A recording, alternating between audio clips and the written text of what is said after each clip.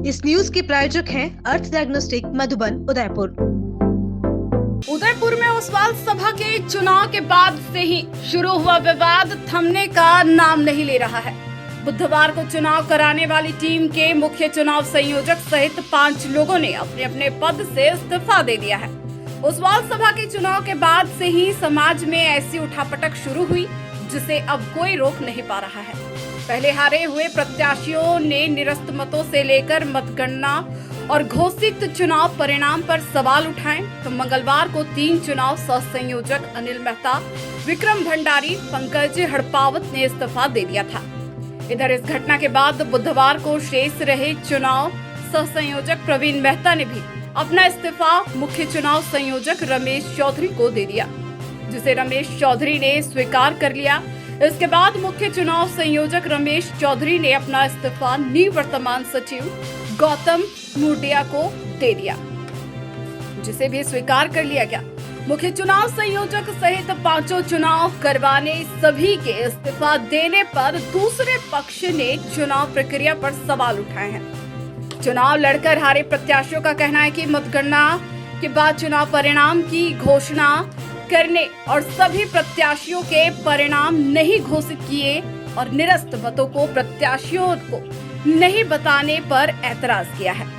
15 अक्टूबर को शेष पदाधिकारियों के चुनाव होंगे। अब सबसे बड़ा सवाल यह है कि जब पूरी चुनावी टीम ने ही इस्तीफा दे दिया है तो ये चुनाव करवाएगा कौन? चुनाव करवाने वाले सभी पदाधिकारियों ने इस्तीफा देने के बाद निवर्तमान कार्यकारिणी को नई चुनाव टीम बनानी होती है, लेकिन निवर्तमान सचिव गौतम मुर्डिया ने भी ओसवाल भवन आने से इनकार कर दिया। इधर 8 अक्टूबर को हुए चुनाव के बाद जीते नए अध्यक्ष प्रकाश कोठारी ने 15 अक्टूबर को होने वाले पदाधिकारियों के चुनाव लिए नई चुनावी टीम बनाने का तय किया है। बताया जा रहा है कि कोठारी चुनावी टीम अपनी समाज से ना बनाकर अन्य किसी समाज से बनाएंगे। इस पर भी दूसरे पक्ष मनीष गलुंडिया को ऐतराज है कि दूसरे समाज की चुनावी टीम नहीं बनाई जा सकती है।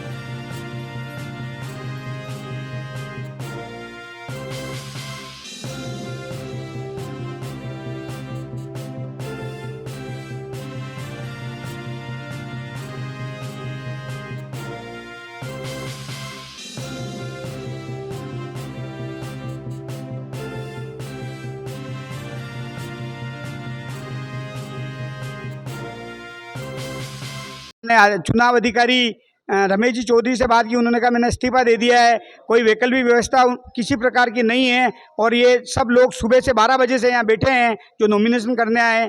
तो मेरे को वैकल्पिक व्यवस्था के रूप में मैं सोचता हूँ किसी को नवीन चुनाव अधिकारी नियुक्त कर आगे की कार्रवाई प्रारंभ कर हम सब ये नॉमिनेशन स्वीकार करें और आगे की कार्रवाई के लिए विधिवत हम शुरुआत करेंगे।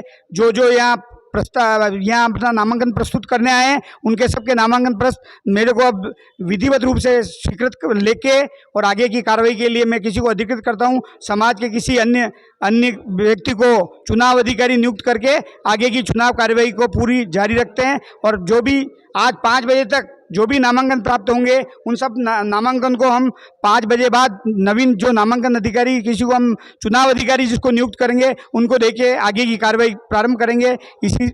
हम चाहते हैं कि किसी प्रकार का विवाद नहीं हो। जब निर्वाचन हो चुका है, निर्वाचन होने के बाद इस तरह की राजनीति होना समाज के लिए ठीक नहीं है। ये सामाजिक संस्था है, कोई राजनीतिक अखाड़ा नहीं है। इस प्रकार की ये जो यहाँ इस तरह की जो राजनीति की जा रही है बहुत दुखद है। हम समाज की सेवा के लिए आए हैं और समाज की सेवा में इस प्रकार से ये अवरोध डालना या इस प्रकार से जो कार्य किया जा रहा है अनैतिक तरीकों से जिस प्रकार से चुनी हुई टीम को रोकने का प्रयास किया जा रहा है ये बहुत दुखद है और समाज ये देख रहा है और जो इसमें शामिल है समाज उनके सामने एक जो भी ये कर रहा है उसके लिए समाज खुद देख रहा है और उनको लिए ये भारी पड़ेगा। जिस तरह से चुनाव में लड़े हैं हार को भी स्वीकार करनी चाहिए, जैसे जीत स्वीकार की जाती है हार को भी स्वीकार करनी चाहिए और आगे आके अब सहयोग करना चाहिए। चुनाव हो चुके हैं, चुनाव होने के बाद किसी प्रकार की कोई व्यवस्था नहीं होनी चाहिए। सभी को मिलकर ओसवाल सभा को कैसे आगे बढ़ा जाए इस हेतु सोचना चाहिए और लेकिन दुखद स्थिति बन रही है। अब चुनावी अखाड़ा बनाकर ओसवाल भवन की की कुर्सी पर कोई नहीं है, हमारे नामांकन लेने वाले कोई नहीं है। ये बहुत दुखद स्थिति है। हम आगे की कार्रवाई, वैकल्पिक कार्रवाई की व्यवस्था कर रहे हैं। बहुत बहुत धन्यवाद, बहुत बहुत हाँ साहब, मेरा नाम मुकेश मोगरा है। ओसवाल सभा के जो इलेक्शंस जो भी हुए हैं उसके अंदर कार्य परिषद के सदस्य के रूप में हम सभी जने चुने गए थे। मेरा नाम मुकेश मोगरा है, मेरे साथी दिलीप जी कंठालिया हैं, श्री अशोक कुमार जी मेहता साहब हैं, कमल जी कोठारी हैं, श्री तेज सिंह जी मेहता साहब हैं, हम सभी जने हैं। अभी दिक्कत यह है कि जो चुनाव की विज्ञप्ति निकली थी उस विज्ञप्ति के अनुसार कार्य समिति के अंदर 10 जनों को इलेक्ट करना है, अध्यक्ष के अलावा 10 जनों को। उसके लिए नामांकन पत्र दाखिल करने की आज लास्ट डेट है। आज शाम को 5 बजे तक हमें नामांकन पत्र दाखिल करने हैं।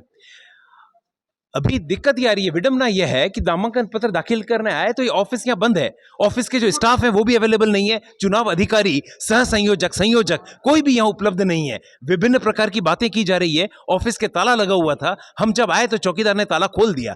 अभी दिक्कत यह है कि अगर शाम को 5 बजे तक हमारे हमारे जो नॉमिनेशंस हैं वो अगर उन्होंने एक्सेप्ट नहीं किए तो ये इनवैलिड हो जाएंगे। हम लोग इस नामांकन से वंचित रह जाएंगे। कल इसकी विड्रॉवल की डेट है और परसों इसके इलेक्शंस होने हैं या संडे को इलेक्शंस होने हैं। मेरा निवेदन यह है कि चुनाव अधिकारी, चुनाव के संयोजक, सह संयोजक, उन सबको तुरंत यहां आना चाहिए ताकि हमारे नॉमिनेशन फॉर्म को वो एक्सेप्ट करें।